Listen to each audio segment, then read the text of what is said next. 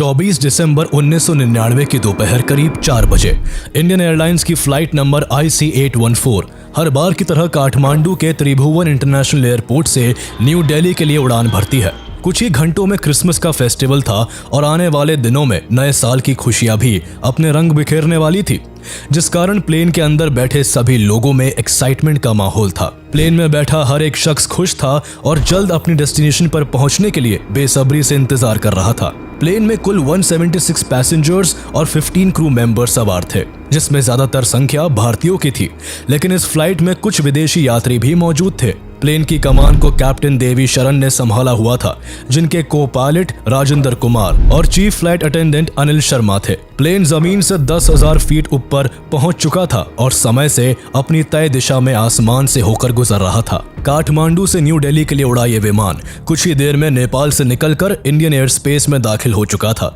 और अब केवल 1 से 1.5 घंटे के अंदर न्यू दिल्ली के इंदिरा गांधी इंटरनेशनल एयरपोर्ट पर लैंड करने वाला था। फ्लाइट की डेस्टिनेशन बेशक 1 से 1.5 घंटे की दूरी पर थी, लेकिन फ्लाइट में मौजूद किसी भी इंसान को इस बात का अंदाजा भी नहीं था कि ये 1 से 1.5 घंटे का सफर अब उनके लिए काफी लंबा होने वाला है। आगे जो होने वाला था वो किसी बुरे सपने से भी ज्यादा डरावना था। दरअसल प्लेन के इंडियन एयर स्पेस में एंटर करते ही अचानक से मास्क पहने हुए 5 लोग हाथों में बंदूकें लिए पैसेंजर्स के सामने खड़े हो जाते हैं। ये पांचों लोग आतंकवादी थे, जिनका मकसद इस प्लेन को हाईजैक करना था। प्लेन को अपने कंट्रोल में लेने के लिए एक हाईजैकर बंदूक लेकर पायलट के कैबिन में घुस जाता है और कैप्टन देवी शरण और को पायलट राजेंद्र कुमार पर बंदूक तान देता है। उधर चारों हाईजैकर्स भी पैसेंजर्स और क्रू मेंबर्स को हथियारों से डराने लगते हैं। प्लेन का माहौल एकदम से खौफनाक मंजर में बदल जाता है। पैसेंजर्स को समझ नहीं आता कि थोड़ी देर पहले उनके ही बीच बैठे हुए कुछ लोगों का इस तरह उन पर बंदूक तानना और उनका टेररिस्ट होना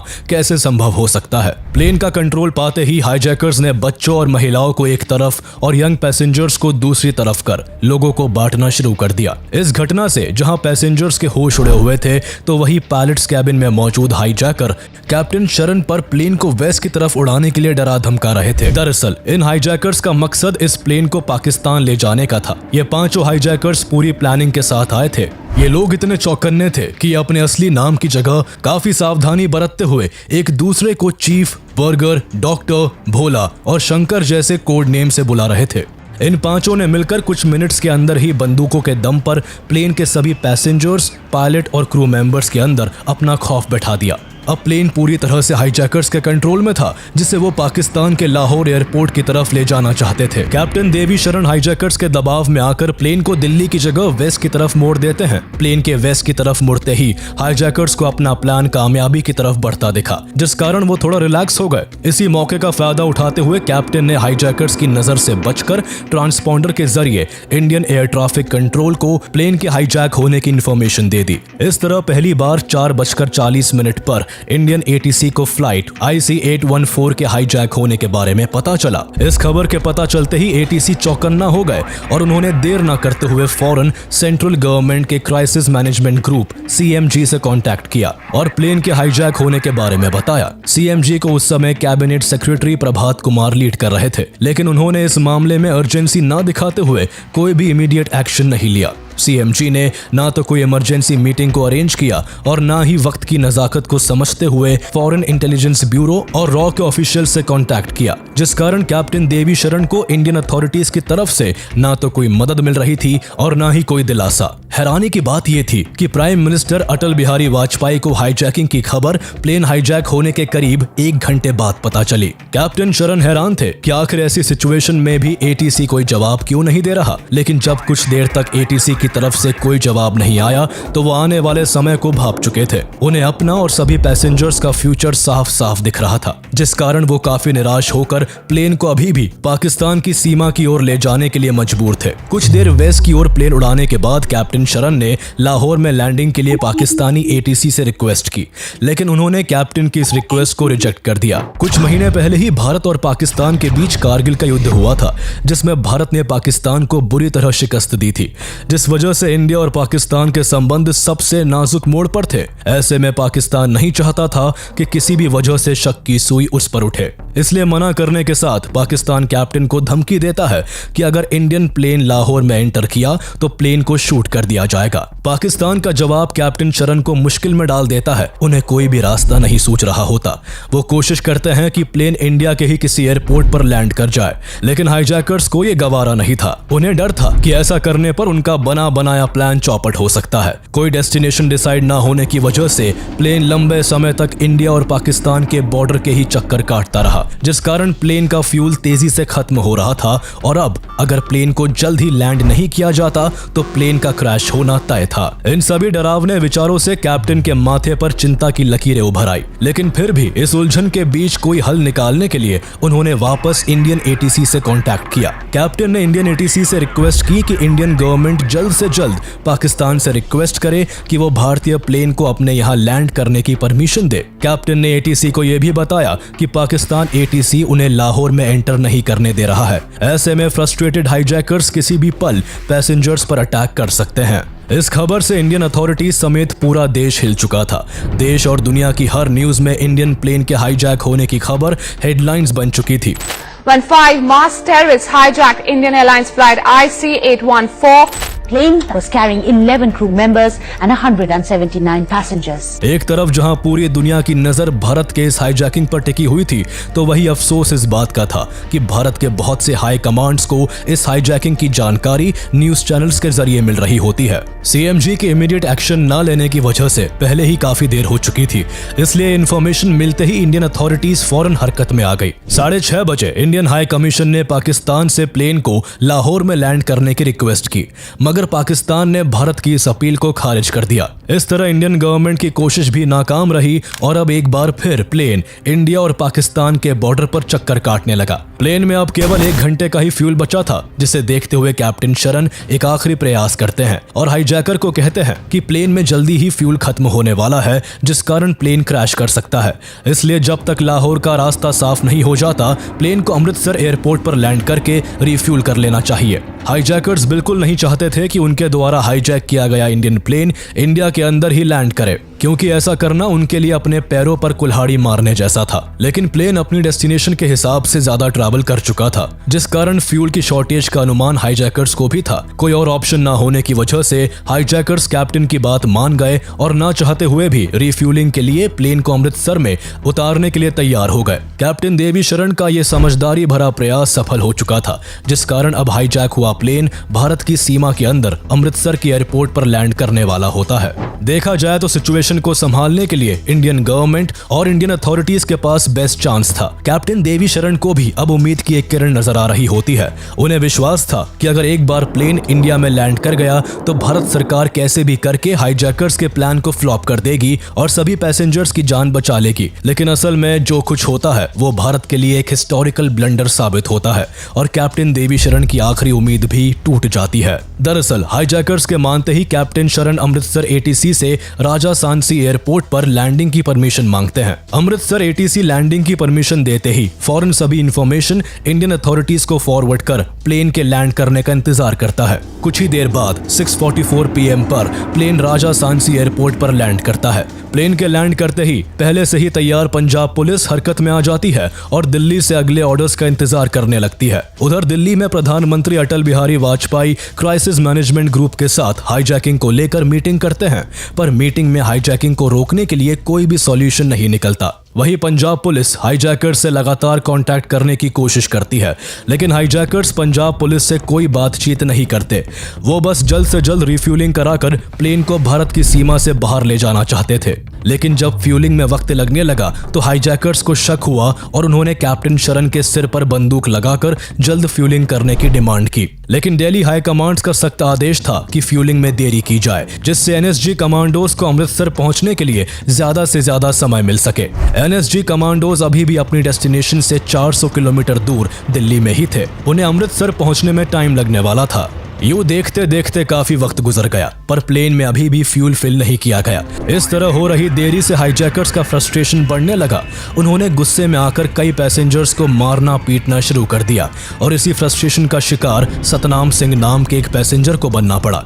हाईजैकर्स ने गुस्से में सतनाम पर कई बार वार किए, जिसे देख पूरे प्लेन में सन्नाटा फैल गया। हर कोई डरा सहमा चुपचाप होकर बैठ जाता है और ठीक वही करता है जो हाईजैकर्स कहते हैं। प्लेन में सतनाम पर अटैक से घबराए कैप्टन एक बार फिर अथॉरिटीज से कांटेक्ट करते हैं। कैप्टन कहते हैं कि अगर जल्दी रिफ्यूल नहीं की गई तो हाईजैकर सभी पैसेंजर्स को एक एक करके मार देंगे। भारत सरकार चिंता के बोझ से दबी जा रही थी, क्योंकि अभी भी एनएसजी कमांडोज को अमृतसर पहुंचने में समय लगने वाला था। इसलिए पैसेंजर्स की सेफ्टी के लिए डिसाइड हुआ कि अब वो फौरन एक फ्यूल ट्रक प्लेन तक भेजेंगे।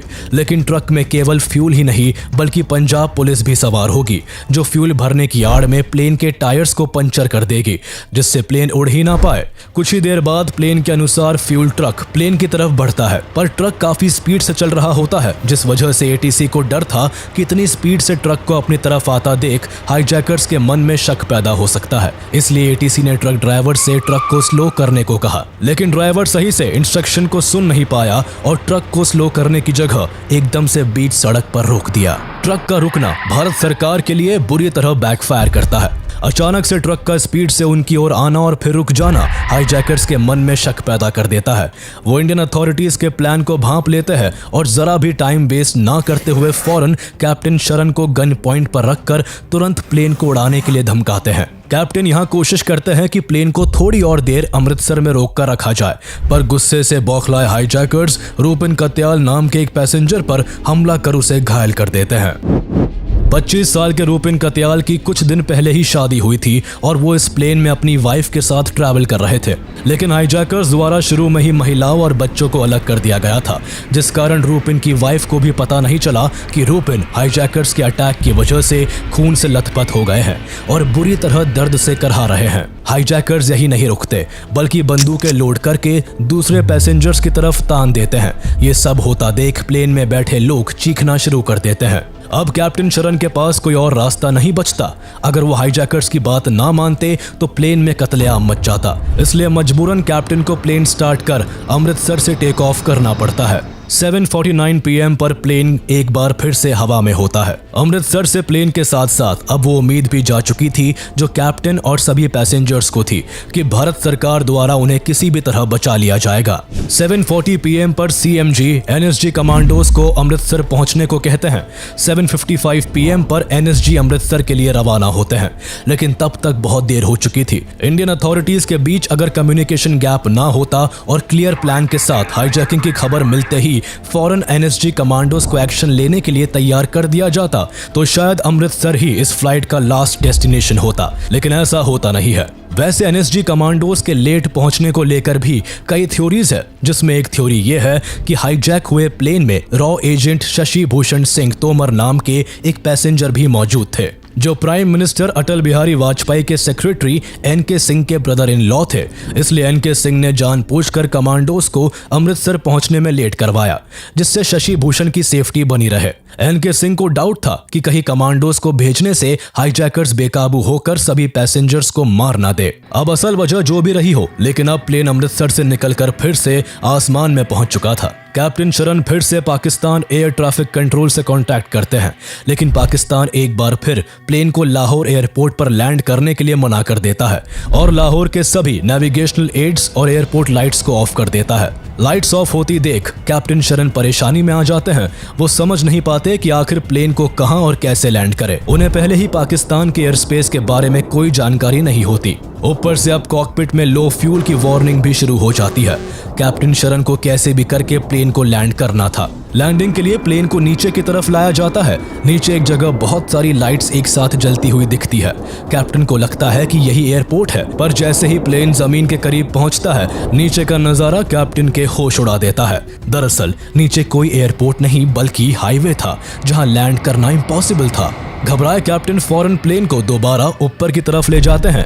इस बार कैप्टन साफ तौर पर पाकिस्तान ATC से कहते हैं कि प्लेन में बिल्कुल फ्यूल नहीं है और अब अगर इसे लाहौर एयरपोर्ट पर लैंड नहीं करने दिया तो प्लेन लाहौर के बीचों बीच क्रैश कर जाएगा, जिससे न सिर्फ प्लेन और पैसेंजर्स बल्कि पाकिस्तान के लोगों को भी खतरा है। अपने लोगों पर बात आते ही पाकिस्तान लैंडिंग के लिए मान जाता है और फ्यूलिंग की परमिशन भी दे देता है। बार बार भारत के प्लेन की लैंडिंग के लिए मना करना पाकिस्तान का एक प्लान था। वो पूरी दुनिया के सामने एक खेल खेल रहा था जिसमें वो चाहता था कि सांप भी मर जाए और लाठी भी ना टूटे। पाकिस्तान का यह असली चेहरा बाद में सामने आता है। फाइनली रात के 8 बजे प्लेन लाहौर एयरपोर्ट पर लैंड करता है।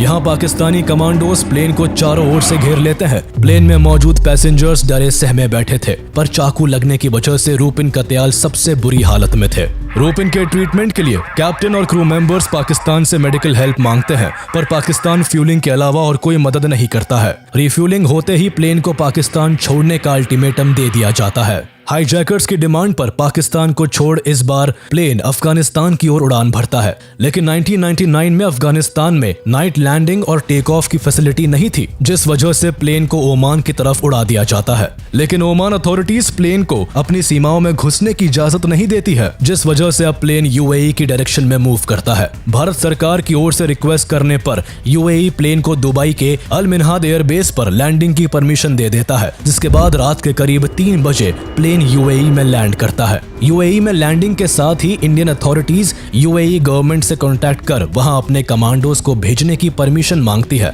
लेकिन UAE भारत की इस रिक्वेस्ट को रिजेक्ट कर देता है। हालांकि भारत के कहने पर UAE अथॉरिटीज हाईजैकर्स के साथ एक नेगोशिएशन करती है, जिसमें फ्यूल के बदले इंजर्ड पैसेंजर्स, महिलाओं और बच्चों को रिलीज करने की डिमांड थी।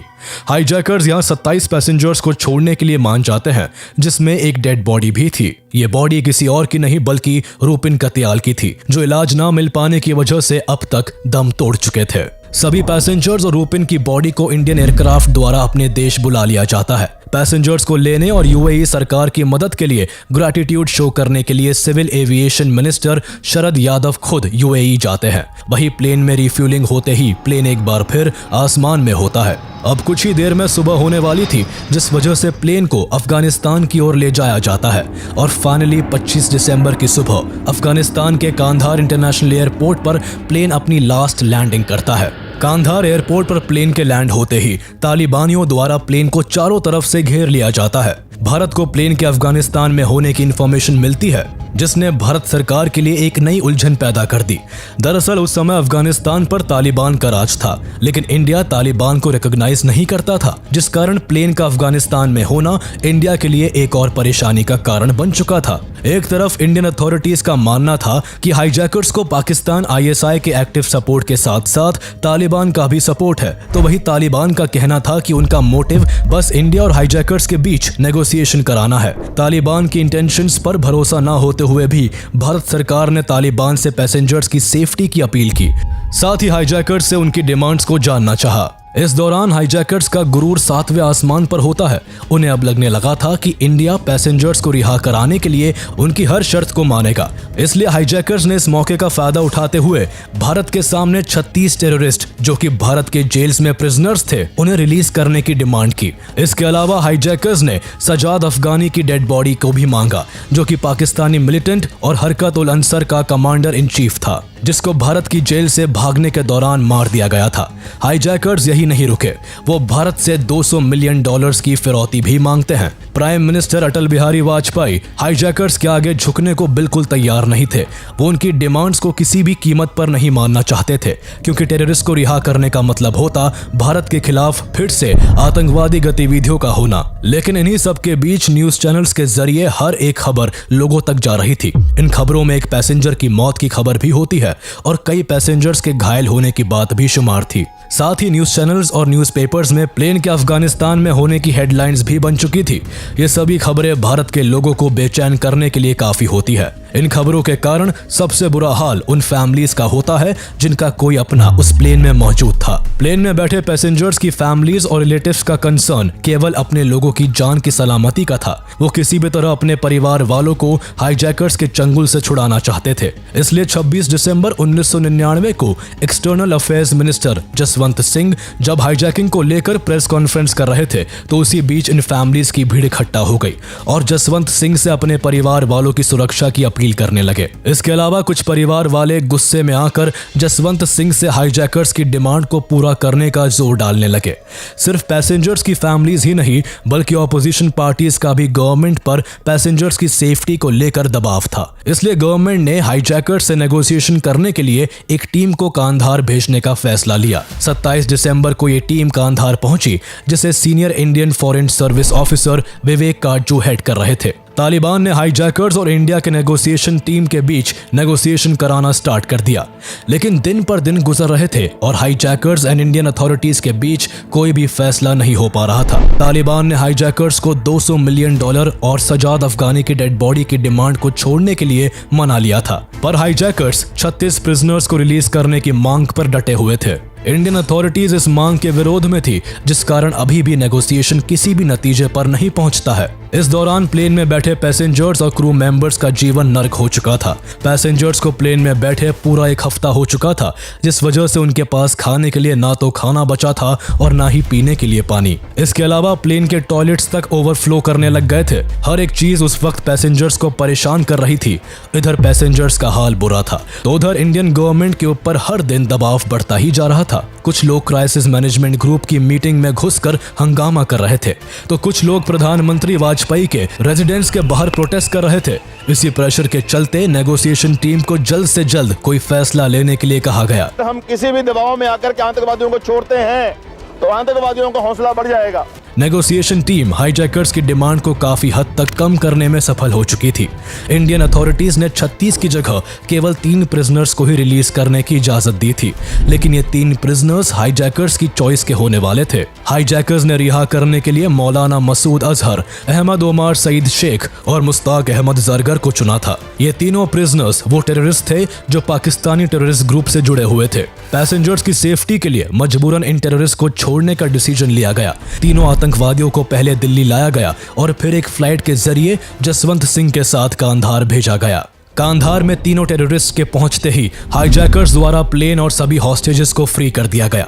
इस दौरान इंडियन अथॉरिटीज को उम्मीद थी कि पैसेंजर्स के रिलीज होने के बाद तालिबान 5 हाईजैकर्स को अरेस्ट कर भारत को सौंप देगा, लेकिन तालिबान इसके बिल्कुल ऑपोजिट काम कर रहा था। दरअसल तालिबान 5 हाईजैकर्स और भारत से रिहा हुए तीनों टेररिस्ट को पाकिस्तान पहुंचाने में मदद कर रहा था। तालिबान ने अपने व्हीकल के जरिए इन सभी को पाकिस्तान के बॉर्डर तक छोड़ा और साथ ही इंश्योर किया कि इस बीच भारत की तरफ से उन्हें पकड़ा ना जा सके। इस पूरे इंसिडेंट से ये कंफर्म हो गया कि इस हाईजैकिंग के पीछे पाकिस्तान का हाथ था। कुछ वक्त बाद जब इंडियन गवर्नमेंट द्वारा इस हाईजैकिंग की इन्वेस्टिगेशन की गई तो हाईजैकिंग को लेकर एक एक कर सारे खुलासे होने लगे। इन्वेस्टिगेशन से पता चला कि किस तरह महराजुद्दीन वानी नाम के टेररिस्ट ने दाऊद इब्राहिम के नेपाल कनेक्शन के इस्तेमाल से 5 हाईजैकर्स के फेक पासपोर्ट बनाकर उन्हें राइफल्स और ग्रेनेड्स के साथ प्लेन में चढ़ने में मदद की थी। महराजुद्दीन वानी वो आतंकवादी था जिसने 1993 में मुंबई सीरियल ब्लास्ट में दाऊद इब्राहिम के साथ क्लोजली काम किया था। दाऊद का खास होने की वजह से इसका काफी अच्छा नेटवर्क था,